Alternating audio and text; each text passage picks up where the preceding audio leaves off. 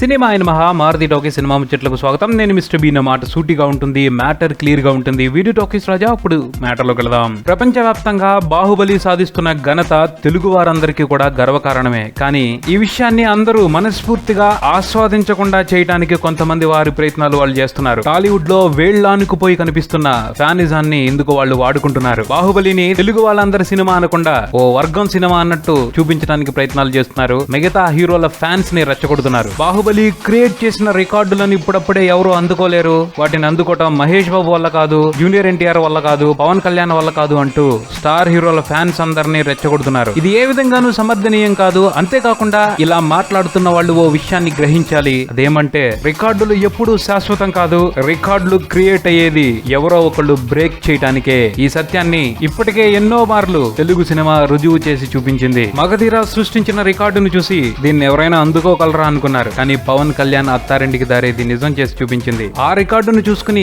ఇదెప్పుడుకో అనుకున్నారు. బాహుబలి వచ్చింది. బాహుబలి రికార్డుని దాటే సినిమా కూడా అతి త్వరలోనే రావచ్చు. రాజమౌళి విజన్ కారణంగానే తెలుగు సినిమా మార్కెట్ అసలు స్వరూపాన్ని చూడగలుగుతున్నాం. ఇప్పుడు మార్కెట్ వాల్యూ తెలిసింది కాబట్టి దాన్ని ఆక్రమించుకోవటానికి దండయాత్రలు మొదలు కాకుండా ఆగవు. రాజమౌళి దారి చూపించాడు. ఆ దారెంపట నడవటానికి ప్రయత్నించే వాళ్ళు పెరగక మానరు. రాజమౌళి నిరూపించి చూపించటం మూలంగా వచ్చిన ధైర్యంతో వినాయక్ పబ్లిక్ గా చెప్పారు మహేష్ బాబు తో 100 కోట్ల ప్రాజెక్ట్ చేస్తాను అని. ఇది ఒక రకంగా మార్పే. అలా ఆలోచించే వాళ్ళు ఇంకా పెరుగుతారు. 10 ప్రయత్నాల్లో ఒక ప్రయత్నం అయినా తప్పకుండా సఫలం అవుద్ది. బాహుబలి రికార్డు దాటుద్ది. ఆ రికార్డ్ బ్రేక్ చేసేది ఎవరైనా కావచ్చు. మహేష్ అవ్వచ్చు, పవన్ అవ్వచ్చు, జూనియర్ అవ్వచ్చు, రామ్ చరణ్ అవ్వచ్చు. కొంచెం సీరియస్ గా ప్రయత్నిస్తే చాలా ఎక్కువగా అవకాశాలు మహేష్ బాబుకే ఉన్నాయి. వినాయక్ అన్నాడు 100 కోట్ల బడ్జెట్ తో చేయడానికి కథ తయారు చేస్తున్నాం మహేష్ తో అని. అది కార్యరూపం దాల్చొచ్చు. అది కాకపోయినా సరే రాజమౌళి కూడా అనౌన్స్ చేశాడు మహేష్ నేను కలిసి ఓ సినిమా చేయడానికి సంతకం చేసున్నామని. అది లూప్ లోకి వస్తే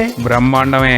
మహేష్ బాబుకి యూనివర్సల్ అప్పీల్ ఉంది. భాషతో సంబంధం లేకుండా అభిమానుల్ని కట్టి పడేయగలడు. డైరెక్ట్ గా ఒక హిందీ సినిమా కూడా లేకుండానే హిందీలో బోల్డంత ఫాలోయింగ్ ఉంది ఇప్పటికే మహేష్ బాబుకి. మహేష్ బాబుకున్న ఈ అడ్వాంటేజ్ కి రాజమౌళి విజన్ తోడైతే ఎవరు చెప్పగలరు? ఆ రేంజ్ ని ఎవరు ఎస్టిమేట్ చేయగలరు? అది పరిస్థితి. ఒకప్పుడు బాలీవుడ్ లో కూడా అప్పుడప్పుడు మాత్రమే 100 కోట్ల సినిమాలు వచ్చేవి. ఇప్పుడు రెగ్యులర్ గా 100 కోట్ల సినిమాలు వస్తున్నాయి. చిన్న చిన్న సినిమాలు కూడా 100 కోట్ల వసూళ్లు చూస్తున్నాయి. వెంటనే కాకపోవచ్చు కానీ అదే తరహా వాతావరణం తెలుగులో కూడా మొదలవుద్ది. ఎందుకంటే నికార్సైన విజయం నుండి పుట్టే స్ఫూర్తి తప్పకుండా ఎంతో కొంతమంది సమర్థుల్ని తయారు చేస్తుంది. తెలుగు సినిమా పరిశ్రమలో సమర్థులకి కొదవలేదు. కానీ వారు ఆలోచించే విధానంలో మాత్రమే కొంత స్పష్టత, అందులో క్లారిటీ వచ్చేసిందంటే ఆ రచ్చని అంచనా వేయటం ఎవరి వల్ల కాదు. త్వరలోనే ఆ రోజులు రావాలని మనందరం కోరుకుందాం. ఇది బులెటిన్. మరో బులెటిన్ తో మళ్ళీ కలుద్దాం. Subscribe and keep watching Maruti talkies. For me mister ben talkies Raja. Thank you.